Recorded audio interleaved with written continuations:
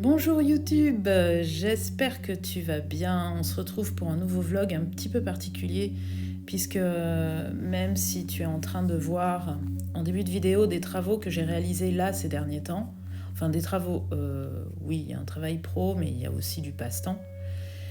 En fait, l'essentiel de ce que je vais te montrer là, ça va être des dessins que j'ai faits quand j'étais enfant. Alors clairement, attention, je vais te montrer ça sans filtre, donc ça va pas être des beaux dessins, enfin en tout cas pas selon moi. Ça va être vraiment des dessins que je faisais quand j'étais une petite fille qui parfois devait s'amuser toute seule parce que même si j'avais beaucoup de copains et que tout l'été on était surtout dehors à courir avec toute une bande, hashtag j'ai grandi dans une caserne en fait, quand j'étais toute seule, chez moi, il fallait vraiment que je m'occupe toute seule parce que j'avais une grande sœur qui était de 12 ans plus âgée que moi, donc on n'avait pas grand-chose en commun.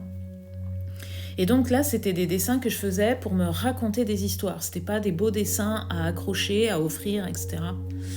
Et ouais, bah voilà, je vais vous montrer ça sans filtre. C'est pour ça que là, en début de vidéo, je vous montre un peu mon niveau actuel et puis là c'est un petit flip dans mon carnet de croquis spécial pour les feutres, donc feutres sur lesquels je peux rajouter du crayon, etc. Donc il y a du feutre normal, du feutre à alcool, etc. Mais j'espère vraiment que la partie sur mes dessins d'enfance te plaira. J'ai peut-être un peu honte de ce que je vais te montrer, mais en même temps, voilà. Donc c'est des dessins qui datent surtout de la fin des années 80 et début des années 90. Je te montre aussi, là, tout de suite, avant d'y aller, l'avant-dernier rivage fantastique que j'ai terminé. Donc avec un fond à l'aquarelle et une reprise au crayon de couleur Polychromos et Black Edition de chez Faber-Castell parce que c'est un combo que je kiffe et que je surkiffe. J'ai contacté Faber-Castell pour demander si les Black Edition ont une bonne résistance à la lumière ou pas. Pour l'instant, j'ai toujours pas eu de réponse. S'ils me répondent vraiment pas, c'est que c'est possible que les Black Edition aient pas une super résistance à la lumière, donc je réfléchirai à passer un spray protecteur. Bon, de toute façon, on sait le crayon de couleur est toujours un peu plus fragile, quoi qu'il en soit. Voilà, et puis à l'heure où je te parle, j'ai aussi terminé un autre rivage fantastique. Donc la série sortira en 2025 pour des originaux et des art prints, etc. Et j'envisage aussi, là dans la collection actuelle qui est les jardins fantastiques et non pas les rivages fantastiques, de faire peut-être un petit ajout donc à la collection qui est en vente actuellement.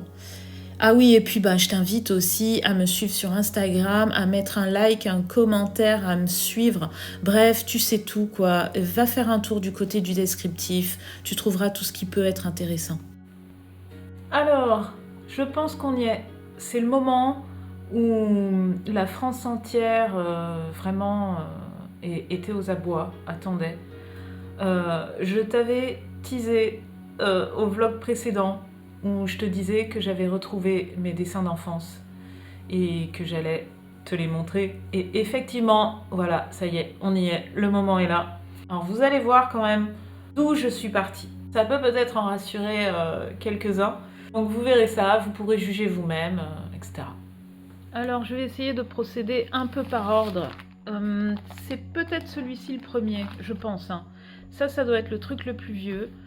Donc, comme tu peux le voir, c'est dans une pochette plastique. C'était des toutes petites feuilles, tu sais, qui rentrent dans les petits classeurs là. D'ailleurs, c'était dans un petit classeur et puis bon, ça a fini par s'abîmer. Et pour les garder, je les ai pas laissés dans le classeur. Et alors, tu vas voir que tout ce que je faisais, c'était très tourné vers de la BD, puisque le but, c'est que ce soit des choses assez narratives. Ah, mon chat arrive. Ça y est, Mimi, qu'est-ce que tu fais? Tu vas aller dans ton arbre. Vas-y, va dans ton arbre. Voilà, allez, vas-y. Ouais, super. Je disais que ça faisait très bande dessinée. C'était essentiellement axé sur du personnage. Et puis, tu vas voir qu'il n'y a pas beaucoup de couleurs, en fait. Je restais constante sur mon projet, c'est-à-dire que je faisais pas 2-3 feuilles et puis j'arrêtais. Hein. C'était l'équivalent d'une BD, quoi. Donc au début, voilà, essayage d'ancrage et puis bon, après on arrête l'ancrage. Il y a des essais de crayon. Les textes sont encore à peu près lisibles. Donc ouais, il y a des essais couleurs. Alors bien sûr, tout ça c'est fragile. Le crayon de papier surtout a tendance à disparaître un peu. Mais c'est marrant parce que je me souviens de ça quand je l'ai dessiné. J'ai des flashs, je me souviens de ça. Et c'est top quoi. Enfin voilà, c'est top de retrouver ça. Hein. Je parle pas de la qualité. Donc ça c'était un méchant. Donc je l'ai vu parce que j'ai re-regardé tout à l'heure, mais je l'avais appelé Flash. Alors je ne sais pas pourquoi. Donc il a un bandeau sur l'œil, donc il lui manque un œil. Donc c'était un chat méchant.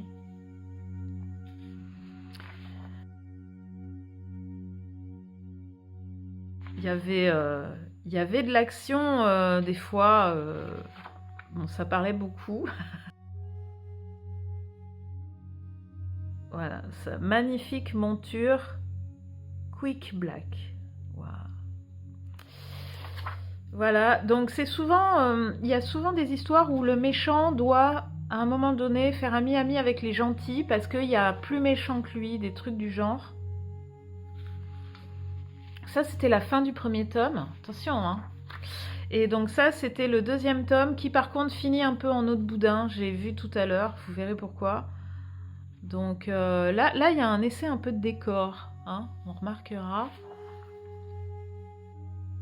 Ah voilà, et j'étais vraiment très très marquée par les années 80 parce que forcément, il y a le personnage féminin qui est quelqu'un de mauvais. Donc vraiment, j'étais très très marquée par les trucs des années 80. La belle fille, elle est forcément vénale et méchante. Voilà, et ouais, ça me fait dire vraiment, le crayon de papier, c'est très très fragile. Hein. Là, ça a tendance à disparaître, on y voit encore, mais... Et ça, je me souviens, regardez cette superbe scène d'action. Alors, je sais pas si vous la voyez bien, mais waouh, c'est... Ah, j'étais très fière de ces scènes d'action. Waouh, ça c'est un méchant. Et alors, je vous fais un petit teasing, c'était un escargot. On ne devine pas du tout que c'était un escargot sous un espèce de voile pour se cacher, pour pas qu'on voit que c'est un escargot. Enfin voilà, waouh, c'est très chouette. Flash, qui est, je sais pas pourquoi, il est avec les gentils, mais en même temps, il n'est pas complètement gentil. Voilà. Il y avait des essais quand même de plans particuliers. Là c'est des gardes, ils jouent aux cartes, donc il y a un gros plan sur les cartes. Waouh. Voilà, bon allez, on va essayer de passer un petit peu plus vite fait. Ah, t'as un essai de décor, hein, là aussi quand même. Hein. J'espère que vous ne faites pas des arrêts sur image pour lire l'histoire, hein, quand même, hein, parce que... voilà, donc beaucoup de personnages. Ah, les accents aussi. Si, firme, moi aussi, il y a des ambitions. J'essayais de mettre des accents. J'ai les oreilles sensibles, moi. Aïe, aïe, aïe. Aïe, aïe, aïe. Années 80 quand tu nous tiens. Et voilà, ça finit en eau de boudin parce qu'au final, comment terminer ça? Pof! Eh bien, ce n'était qu'un rêve. Voilà, voilà. Un peu comme la fin de la série Lost où c'est le rêve du chien, quoi. Ça, c'est un essai comique. Les grands savants s'interrogent. La Terre tourne-t-elle autour du Soleil? Donc, j'avais des peluches Garfield et j'étais très, très grande fan des peluches Garfield. C'était les peluches des années 80. Et j'avais une petite collection de peluches Garfield et j'étais très fan. Donc le personnage de Garfield intervenait beaucoup dans mes dessins d'occupation, quoi. Donc ça, c'était Gali le chat, donc pour Galilée. Il y avait quand même un intérêt historique, hein, là-dedans. Hein. Ça, c'était le corps humain. Donc Garfieldon. Après ce rapide schéma, tout le monde comprit que Garfieldon était un homme d'une intelligence presque surhumaine. Donc le corps contient de l'eau. Voilà. c'était quand même pas mal. Hein. Et vous remarquez quand même ma magnifique écriture pour faire un peu ancien. Je dois dire que j'écris pas beaucoup mieux maintenant. Hein. Voilà. Donc première mouture. Ensuite j'ai ça. Alors ça par contre, j'ai pas remis le nez dedans. Donc là je vois qu'il y a des bandes dessinées aussi. Ah oui, j'aimais beaucoup ça aussi. Je sais pas pourquoi. C'est un truc fascinant pour tous les enfants, ces trucs à la Dimo. Alors, toujours du papier bien dégueu, donc le quartet. Après la course, l'entraînement. Après l'entraînement, menu d'homme. J'étais quand même très très marquée dans l'époque. Hein. On voit les personnages, c'est masculin quoi. Puis c'est le nouveau départ. Ils partent en voyage avec leur fiancé avant la nouvelle course. Bateau le dada. Oh, c'est pas mignon. Voilà. Alors ça c'était à l'époque à la télé passait la série télé Hawaii Police d'État et gamine j'étais fan de cette série donc là c'est le lieutenant Mac Charrette. Alors je sais plus comment ça s'appelait dans la série télé à l'époque, Mac quelque chose. Et là, il y avait quand même un effort de mise en couleur et tout. Ah, bah non, ça n'a pas duré. Non, en fait, ça n'a pas duré. Waouh. Minus, lui, avait découvert des traces de pneus de moto. C'était une MBXZ. Et B. Tesla n'a qu'à bien se tenir.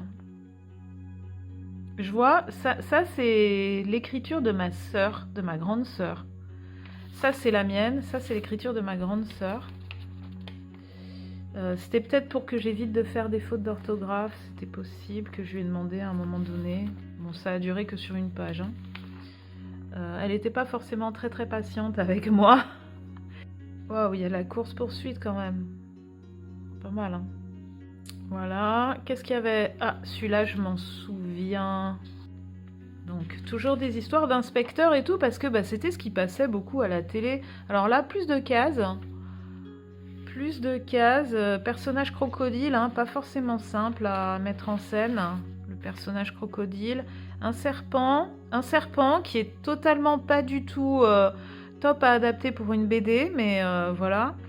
Un chien et un crocodile. Hein.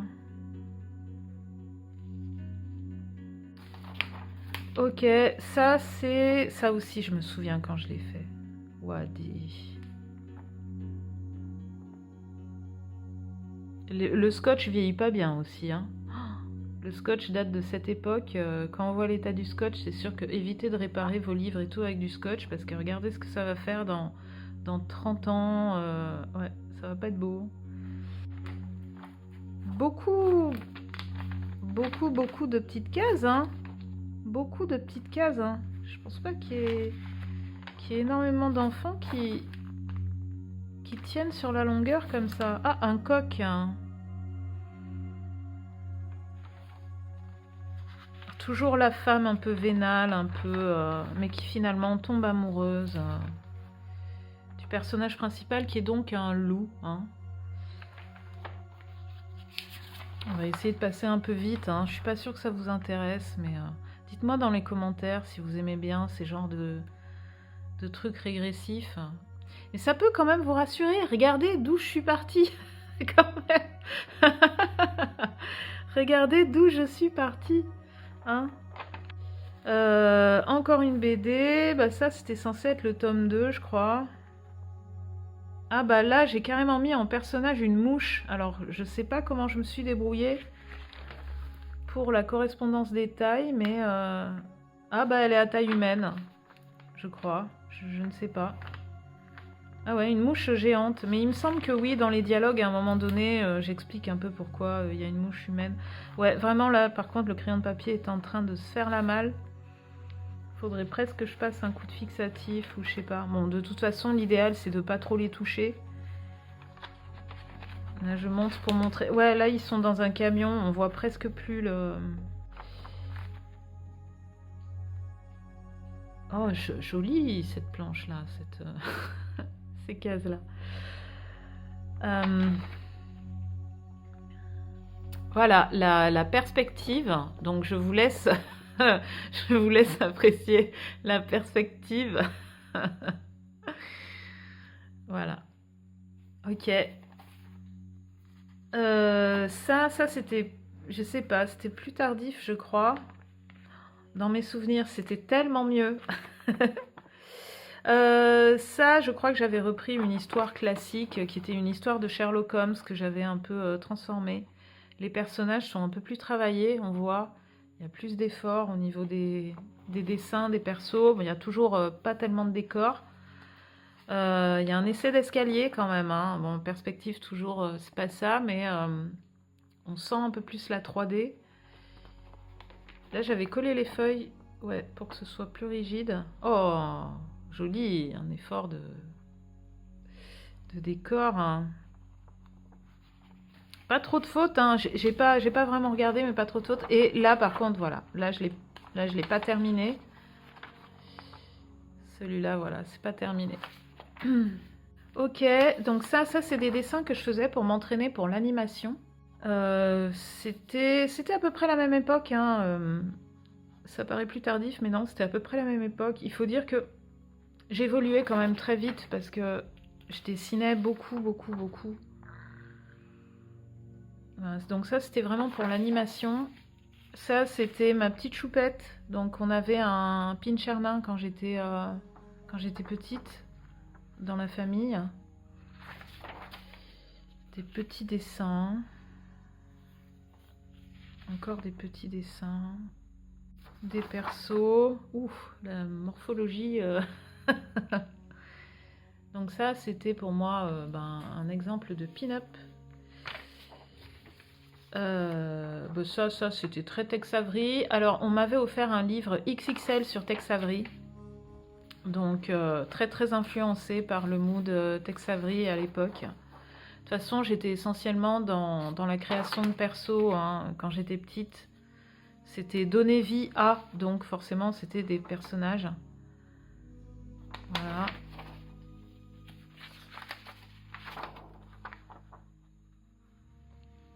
Ouais, création de perso en tenue.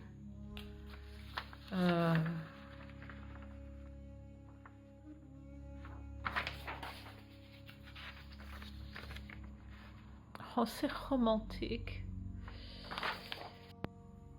Ah, les JO d'Albertville de 92.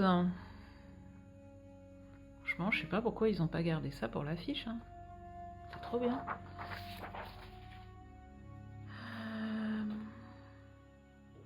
Qu'est-ce que c'est? C'est de la peinture ou c'est du feutre? Non, c'est toujours du feutre. Le joueur de cartes. Ah, je me souvenais de ça aussi. Toujours la perspective magnifique. Et la version du joueur de cartes, donc la même en version historique. Ouais, c'était quand même bien spécial. Voilà, donc ça, j'avais une peluche qui veut la peau de Roger Rabbit parce que c'était la période. Donc ça, c'est ma version à moi du dessin de la peluche. Et ça c'est ma version de ma copine de l'époque, Magali Dupont. Si un jour tu passes par là, on s'est perdu de vue, de toute façon, hein, c'est la vie. Voilà, on se retrouvait souvent toutes les deux à dessiner, c'était cool. C'était les deux copines. Voilà, mais il était sympa, dis donc, celui-là, oh, presque pro.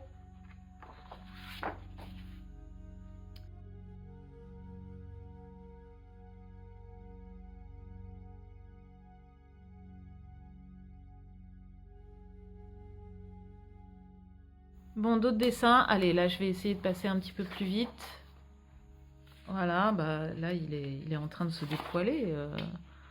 Oula. Non, c'est bon, il salue et il s'en va. La fourmi qui est endettée. Voilà. déjà des questions d'argent.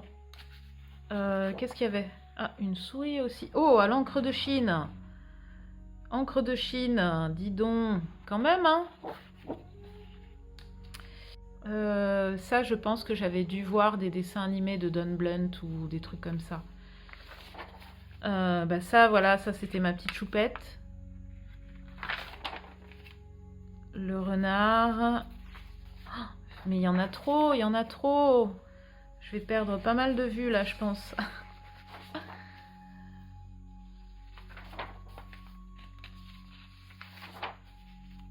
Mais j'espère que vous prenez des notes hein, sur l'évolution.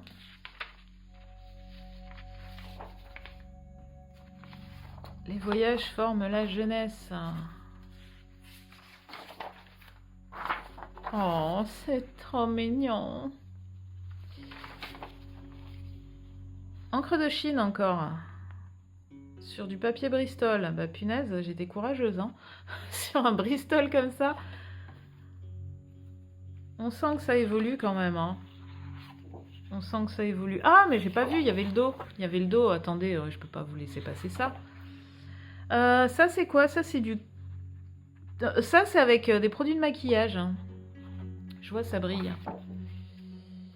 Cheval. Ça fait très doodle, je crois. C'était. Toujours encre de Chine, mais alors là, sur du papier machine, donc... c'est un peu fragile, mais voilà. Toujours encre de Chine. Ah ouais, j'étais une grande fan de l'encre de Chine. Hein. Des études de perso. Là déjà, un petit level quand même. Qu'est-ce que c'est? Non, ça c'est pas ça. BD suivante. Déjà beaucoup plus travaillée. Bon, bien sûr, à mon avis, c'est pas fini. C'était une histoire d'anges et de démons. C'est marrant parce que j'avais pas lu de bons présages de Neil Gaiman et de Terry Pratchett, mais ça pourrait rappeler ça. Donc, comme quoi, hein, des fois, il y a des choses dans la vie, il y a des signes. Ça, c'était un autre début de BD qui n'a pas été fini. Ça, déjà, là, ça a un peu évolué.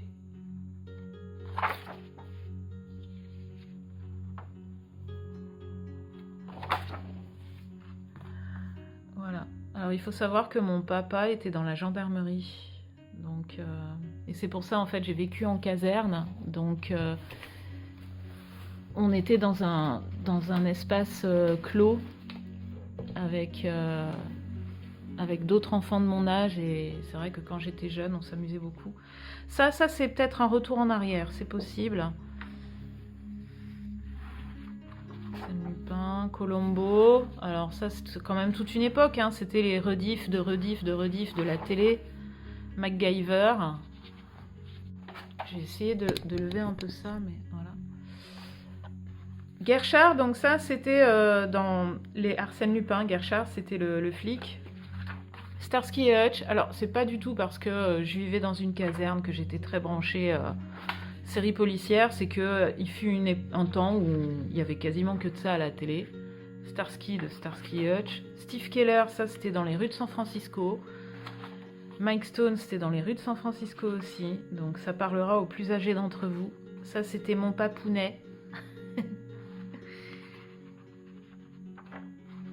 L'homme de fer. De la série L'homme de fer, je suppose. Ça c'était ma maman. Ma maman. Et Arsène Lupin, alors ce personnage-là, j'y étais attachée et je l'ai gardé, je l'ai dessiné pendant très longtemps. J'aimais beaucoup le design que je lui avais donné, mais malheureusement, c'est le seul dessin que j'ai gardé. Et Fantomas, parce que, ben voilà, pourquoi pas, quoi. Pareil, ça repassait régulièrement à la télé, les Fantomas. Voilà! Voilà, j'espère que cette partie t'aura plu. Je sais pas du tout si elle a duré longtemps ou pas, j'ai aucune idée de la longueur de la vidéo, enfin des morceaux que ça peut faire.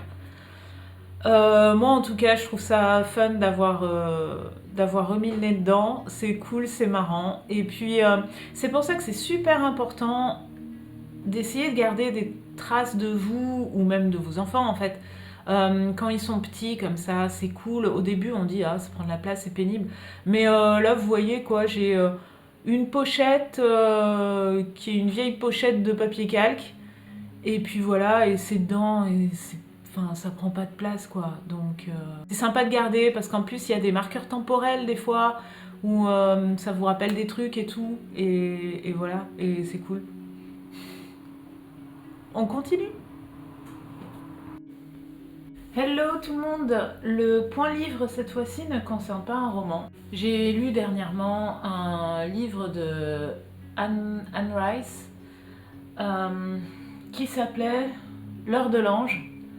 Et en fait, c'est un livre que j'ai pas apprécié. Donc voilà, je préfère autant vous parler des romans que j'apprécie plutôt que de ceux qui ne me plaisent pas forcément. Donc je vais pas aller casser un roman parce que écrire ça prend du temps et ça demande du travail. Donc par respect, voilà, je vais pas faire un topo sur un livre qui à moi ne m'a pas plu. Là, ce que je voulais vous présenter, c'était un bouquin qui n'est pas un roman. Alors c'est un livre qu'on m'a prêté, il n'est pas à moi. Voilà, donc comme d'habitude, je vous mettrai la couverture, la vraie couverture. Donc c'est un livre sur l'illustrateur de Martine. Vous savez, Martine va à la pêche, Martine va à l'école, Martine a une nouvelle voisine, Martine fait un gâteau, Martine attend son train, Martine a des problèmes avec la SNCF, Martine, enfin voilà, toutes les Martines quoi. Et j'en ai jamais eu, mes parents n'achetaient pas des Martines. C'est quelque chose que je connais plus par les mèmes qui ont suivi ensuite sur les réseaux sociaux.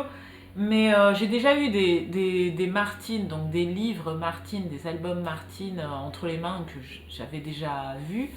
Mais moi j'en ai jamais eu et j'en ai jamais vraiment lu. Mais je connais bien quand même un peu les dessins, et même si c'est des dessins qui sont pas forcément des dessins qui sont proches des miens, parce que c'est surtout des dessins réalistes ou semi-réalistes, avec des enfants, etc. Malgré tout, ben, c'est un sacré illustrateur, et ce bouquin est très intéressant parce que c'est pas les jolies illustrations, il y en a quelques-unes, mais c'est pas les jolies illustrations finales qu'on trouvait dans les Martines, c'est surtout tous ces croquis. Et là où c'est intéressant, c'est de voir comment il faisait ses croquis, comment il travaillait. L'art du bricolage notamment, il travaillait pas mal avec des calques. Donc il faisait ses silhouettes et ensuite par-dessus, avec des calques, il faisait différentes versions au niveau des expressions, parce que le plus important pour lui c'était les expressions du visage. Il fallait que tous ces personnages soient très très expressifs. Donc la même chose que feraient des gens qui essayent plusieurs choses sur des calques Photoshop ou des calques en numérique, bah lui il le faisait avec du vrai papier calque. Et il repassait les lignes essentielles au feutre quand il était sûr de lui, et ça lui servait de base après pour refaire son beau dessin et sa belle peinture à la main, puisqu'il est d'une époque où tout se faisait à la main. Il y a aussi parfois des croquis sur des personnages qui ne sont pas forcément enfantins, qui sont ces croquis d'études. Il n'y en a pas beaucoup, c'est dommage parce qu'ils sont super intéressants. Mais sinon après il y a beaucoup de croquis, comment on dit, en pied, où on voit des personnages complets avec pas mal de postures, et c'est toujours très intéressant. À qui ça pourrait s'adresser? Bah déjà ça pourrait s'adresser soit aux fans des Martines, et peut-être qu'il y en a qui ont eu la collection complète étant gamin, etc. Qui veulent dessiner des corps humains, et notamment des enfants, parce que là vous avez pas mal d'analyses de posture, il y en a des simples, il y en a des plus compliquées. Ça peut vous aider du coup à construire vos propres personnages. Après c'est vrai que quand on voit ces croquis, on sentait que le gars il avait tellement intégré la morphologie qu'il passait pas par de la construction, il mettait pas par exemple les articulations, etc. On sent quand même que dans ses tout premiers croquis, très vite il place sa silhouette, mais il n'a pas besoin véritablement de construction, quoi. Mais ça peut vous donner pas mal d'indications sur des positions, etc. Je pense que ça peut vraiment aider des gens qui ont peut-être un peu de mal avec notamment les proportions des enfants, etc., proportions adultes aussi, parce qu'il y a quelques adultes dedans. Et de voir que quand on fait un croquis, c'est pas un dessin parfait tout de suite. On fait d'abord un croquis de gestuelle et puis après on affine. Et souvent il y a plusieurs croquis. Donc voilà, c'est un livre que je trouve hyper intéressant. Je suis vraiment contente qu'on me l'ait prêté. J'ai pris quelques photos pour en garder trace. C'est un bouquin, alors là le livre que j'ai date de 2014, donc il a été édité chez Casterman. Je pense qu'il n'a pas de jaquette, à mon avis, c'est directement la couverture comme ça, mais j'en suis pas sûre, comme on me l'a prêté, que c'est un livre ancien, je sais pas comment la personne l'a eu, si elle l'a acheté dernièrement ou si elle l'a trouvé en seconde main, voire troisième main, etc. Je ne sais pas du tout.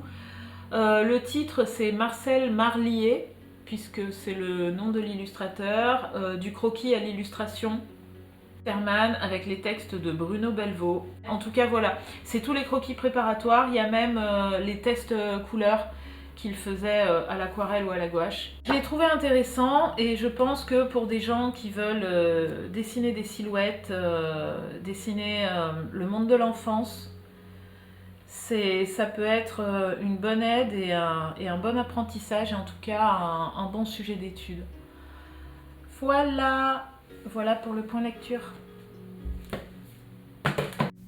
Voilà, j'espère que ce vlog t'aura plu. Retrouve-moi sur les réseaux sociaux, Instagram et Facebook. Retrouve-moi sur martycruz.fr.